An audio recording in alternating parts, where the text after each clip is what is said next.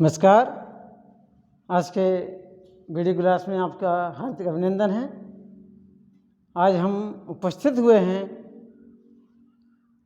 काव्य में काव्य सौंदर्य के तत्व। तो काव्य सौंदर्य के तत्व में आते हैं रस, छंद एवं अलंकार। तो आज हम अलंकार बाद में बताएंगे, पहले पढ़ाएंगे आज छंद के बारे में। छंद किसे कहते हैं, छंद की परिभाषा क्या है। देखिए, अक्षर, अक्षरों की संख्या एवं क्रम, मात्रा गणना, यति, गति, लय, तुक आदि नियमों से नियोजित रचना छंद कहलाती है। दूसरे शब्दों में परिभाषा इसकी, किसी काव्य को पढ़ने से यदि आह्लाद पैदा हो तो उसे छंद कहते हैं। व्याकरण के नियमों से नियोजित रचना गद्य कहलाती है एवं छंद, लय, तुक, यति, गति आदि से नियोजित रचना पद्य कहलाती है। छंद का सर्वप्रथम उल्लेख ऋग्वेद में मिलता है। छंद के आदि जन्मदाता वाल्मीकि माने जाते हैं। उसके बाद छंद का जो वर्णन प्रस्तुत किया है, छंद संबंधी रचना का उल्लेख किया है, रचना की उत्पत्ति की है, वो थे आचार्य पिंगल।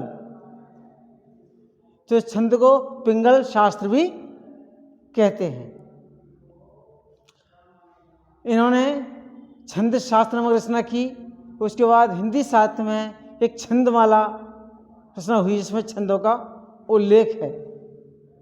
तो आज बताएंगे। अब देखो, छंद के अंग क्या होते हैं। छंद के अंग, पहला है वर्ण। वर्ण उच्चारण करने पर से जो ध्वनि निकलती है उसके लिखित रूप को वर्ण कहते हैं। और ये वर्ण दो प्रकार के होते हैं, एक लघु या ह्रस्व, दूसरे दीर्घ या गुरु। तो लघु वर्ण कौन से होते हैं देखिएगा। पहले आते हैं लघु या ह्रस्व। इसमें आते हैं अ, ई, उ और ऋ। ये लघु वर्ण कहलाते हैं। इनकी मात्रा एक होती है। और लघु वर्ण के अंतर्गत संयुक्त अक्षर,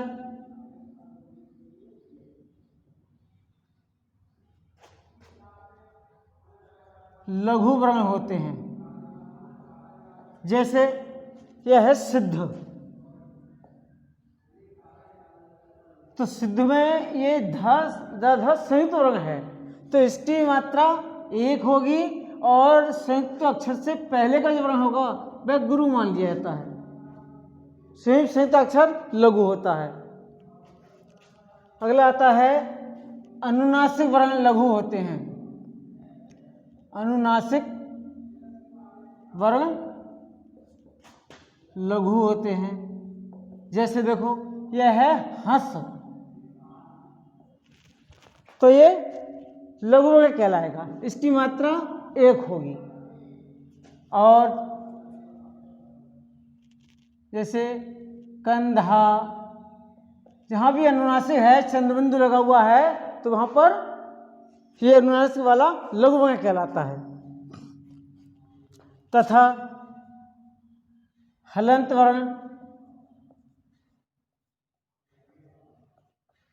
हलंत वर्ण लघु कहलाते हैं। जैसे है देखो अहम, तो अहम में ये मां लघु वर्ण कहलाएगा और इसकी मात्रा एक होगी।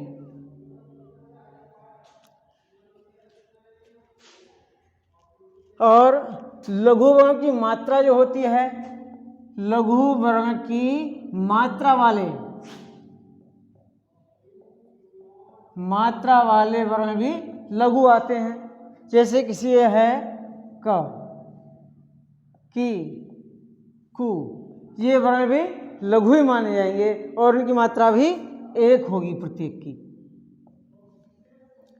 तो ये वर्ण लघु आते हैं, इनकी मात्रा एक होगी और इसके लिए चिन्ह आता है ये लघु वर्ण का चिन्ह। दूसरा आता है गुरु या दीर्घ। गुरु या दीर्घ वर्ण कौन से होते हैं? दो लघु वर्ण मिलकर दीर्घ वर्ण कहलाता है और इसकी मात्रा का चिन्ह होता है इस प्रकार से, ये दीर्घ मात्रा का चिन्ह होता है। और दीर्घ मात्रा वाले वर्ण कौन कौन से होते हैं? देखिए, दीर्घ वर्ण हैं आ, ई, उ, ए, ओ,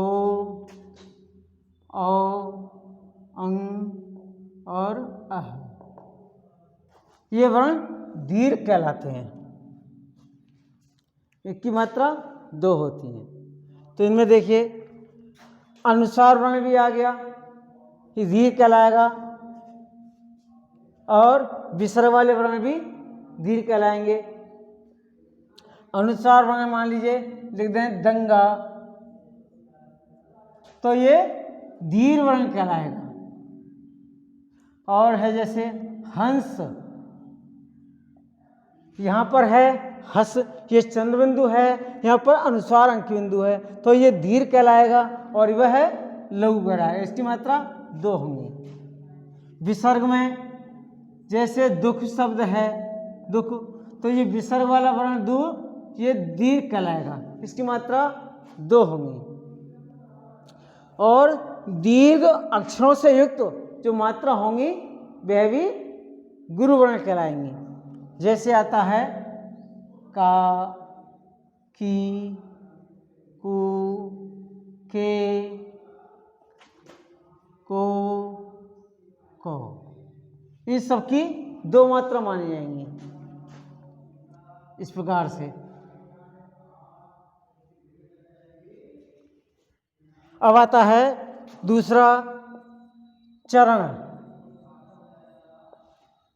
छंद में प्राय 4 चरण होते हैं, कुछ छंद हैं इनमें 6 चरण होते हैं। 4 चरणों वाला ही छंद बांटा गया है। तीसरा है यति।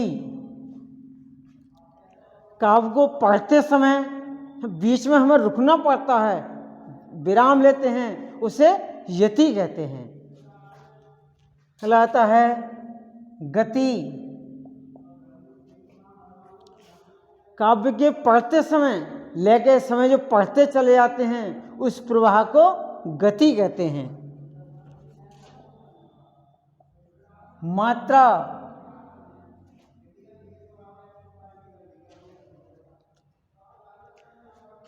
मात्रिक छंदों में प्राय मात्राओं की संख्या निश्चित होती है, न कम न अधिक। इसमें जैसे पहले तीसरे चरण में अलग मात्रा होंगी, दूसरे चौथे चरण में अलग अलग मात्रा होती है, उसका निश्चित क्रम होता है, निश्चित संख्या होती है। अब आता है तुक। कविता में अंत में, चरणों के अंत में तुक मिली होती है। एक समान आवाज वाले वर्ण होते हैं, जैसे गुरु गोविंद दो खड़े काके लागो पाए, बलिहारी गुरु आपने गोविंद दियो बताए। तो पाए, बताए, ये क्या है? समान आवाज वाले वर्ण हैं, इनमें तुक मिलती है। अगला आता है गढ़। वर्णों के, ये वर्णिक मात्रा छंद में वर्णों के व्यवस्थित समूह बनाए गए हैं। 3-3 गढ़ मिला करके अक्षरों को, 3-3 अक्षरों का एक समूह बना दिए, उससे गढ़ कहा जाता है। और गढ़ों की संख्या है 8। इनका प्रयोग वर्णिक छंद में आता है। ये रहे छंद के अंग। अब आते हैं छंद के प्रकार। छंद 2 प्रकार के होते हैं। नंबर 1 मात्रिक छंद, नंबर 2 वर्णिक छंद।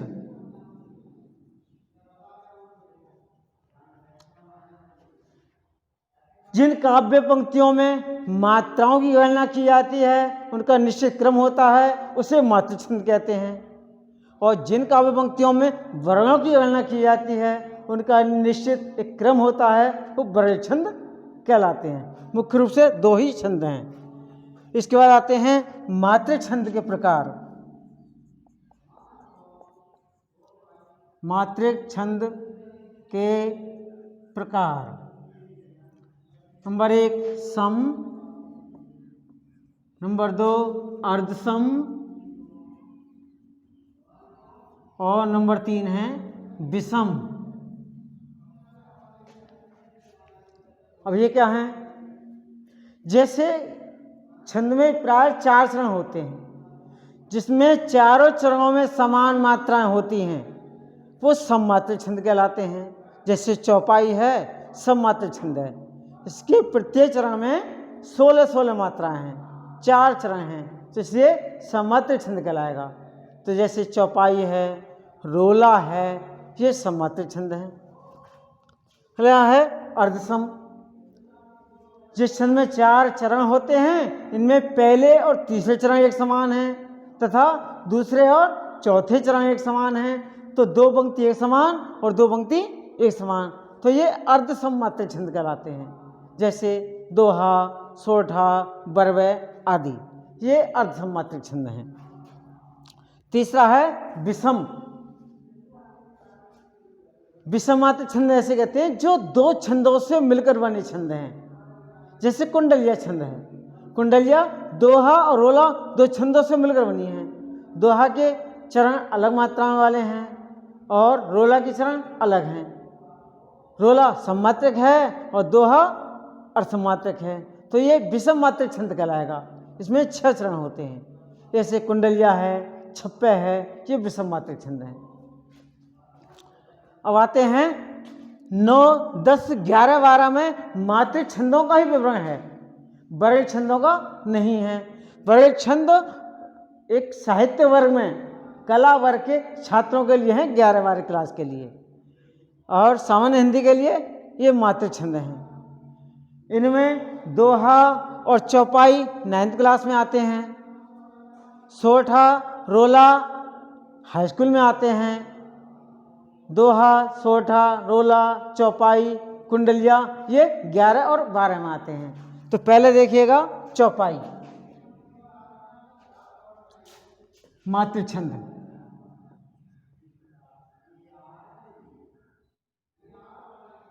चौपाई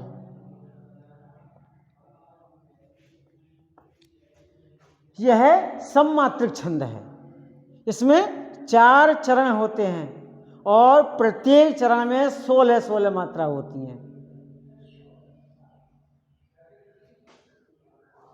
इसमें समचरणों के अंत में जगड़ नहीं होना चाहिए। अंत में 2 गुरु या 2 लघु हो सकते हैं। उदाहरण के लिए देखिए, उदाहरण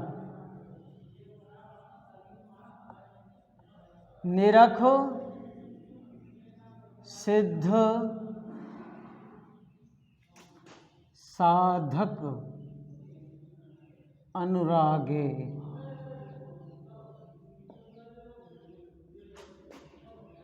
सहज, स्नेहु, सराहन लागे।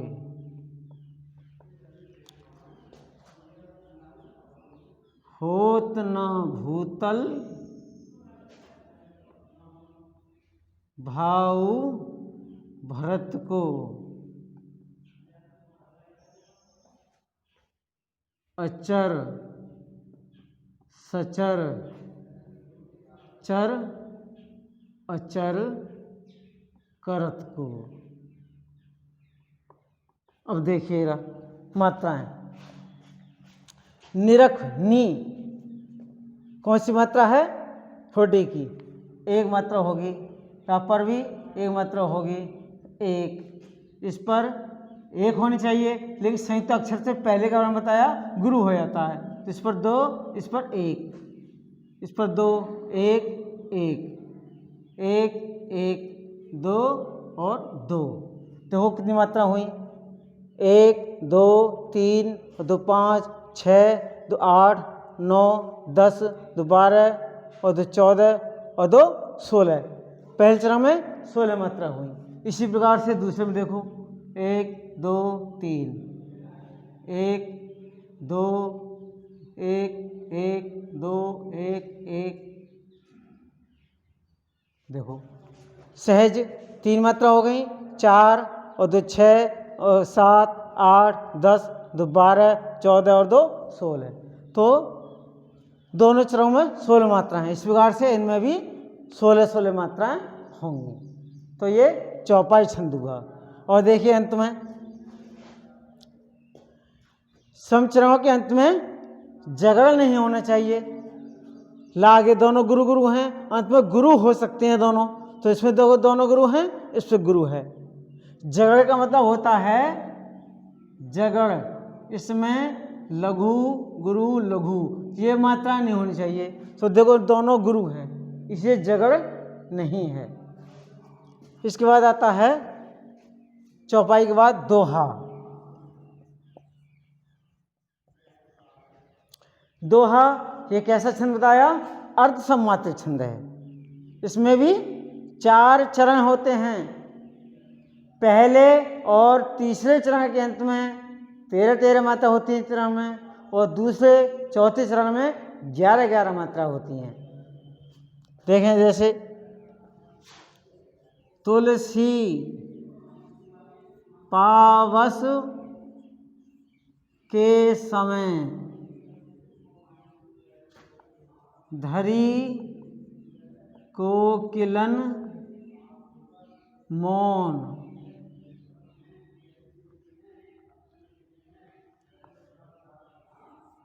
अब तो दादुर बोल हैं, हमें पूछे हैं कौन। देखिए तुलसी इस पर 1 मात्रा हुई, इस पर 1, तुलसी बड़ी की मात्रा 2 हो गई, इस पर 2 1 1 2 1 1 1। देखो गिनो 1 2 और 2 4 2 6 7 8 10 और 3 13 मात्रा हो गई। दूसरे चरण में देख लो 1 2 2 1 1 1 2 और 1 1 और 2 3 और 2 5 6 7 8 8 9 2 9 और 2 11। तो हो गई 1 2 3 2 5 6 7 8 8 2 10 और 1 11। इसमें 11 मात्रा होंगी। जैसे इसमें 13 मात्रा हैं पहले चरण में, ऐसी तीसरे में 13 मात्रा हैं, दूसरे चौथे में 11 मात्रा हैं। ये हो गया दोहा। इसके बाद आता है सोरठा छंद। यह भी अर्धसम्मात्रिक छंद है। इसमें भी 4 चरण होते हैं। इसमें पहले और तीसरे चरण के अंत में 11 पहले तीसरे चरण में 11 मात्राएं और दूसरे और चौथे चरण में 13 मात्रा होती हैं। विषम चरणों के अंत में गुरु लघु आता है। देखो जैसे उदाहरण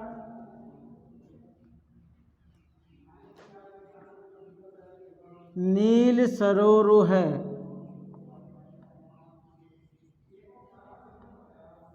श्याम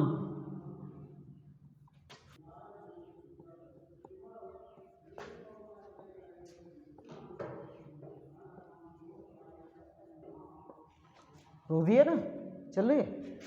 नील सरोरु है श्याम तरुण अरुण बारिज नयन।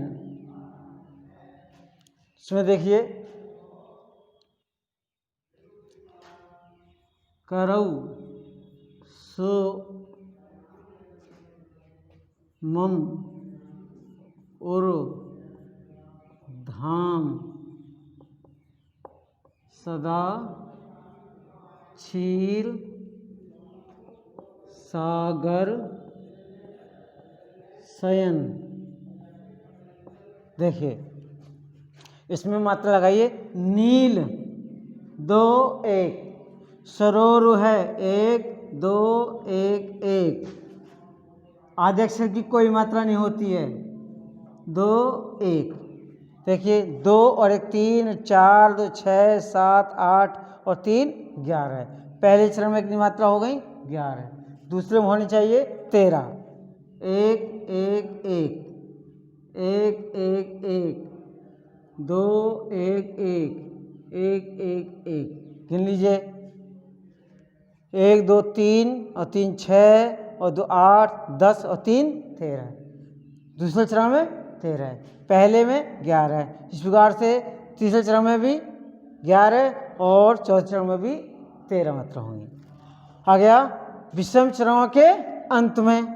देखिए क्या बताया, गुरु लघु होने चाहिए, तो विषम चरण पहला और तीसरा चरण होता है, अंत क्या है? श्याम, तो गुरु लघु, इसमें भी गुरु लघु ये आ रहा है। इस प्रकार ये 16 छंद हुआ। इसके बाद आता है रोला।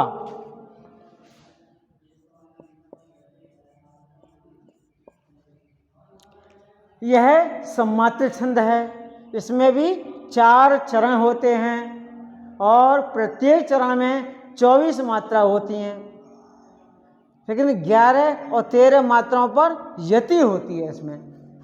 देखिए उदाहरण में, उदाहरण कोउ पापिहि पंचत्तो प्राप्त सुनि जम गम धावत।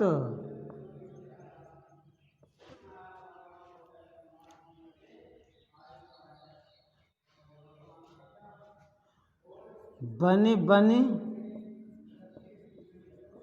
बावन वीर बढ़त चौचंद मचावत।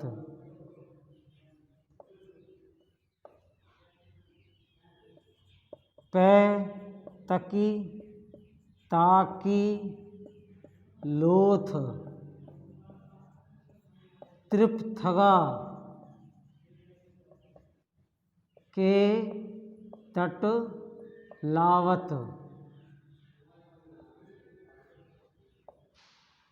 नौ द्वय 11, 9 द्वय 11 होत। 3 5 ही बिसरावत।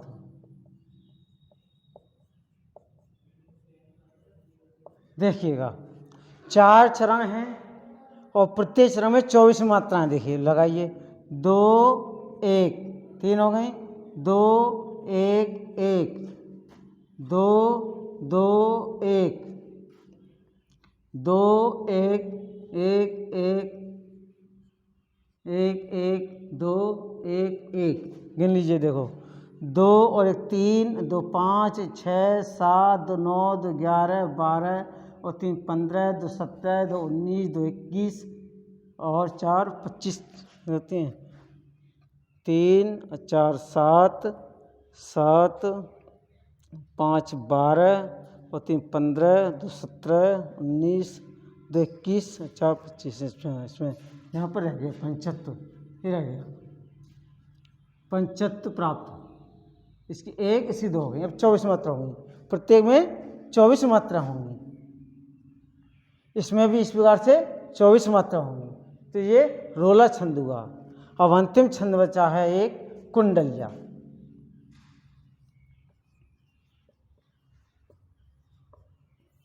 इस प्रवाह से ध्यान से सुने, यह 6 चरणों वाला विषम मात्रिक छंद है। यह जिस शब्द से शुरू होता है उसी शब्द से इसका अंत होता है। 6 चरणों में पहले 2 चरण दोहा के होते हैं, बाद के 4 चरण रोला के होते हैं। दोहा का अंतिम चरण और रोला का प्रथम चरण एक भाग होकर आता है। इस प्रकार कुंडलीय छंद बनता है। उदाहरण से समझ लीजिए,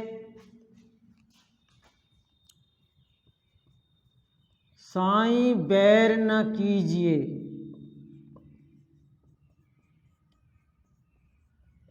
गुरु पंडित कवि यार,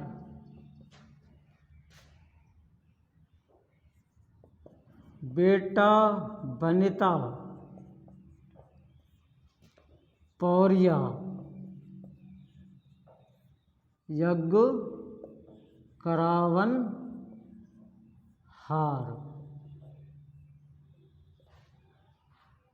यज्ञ करावन हार, राज मंत्री जो होई, विप्र पड़ोसी वैध आपको, तपे रसोई, कह गिरधर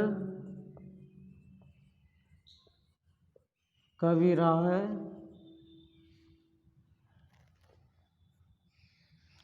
कह गिरधर कविराय।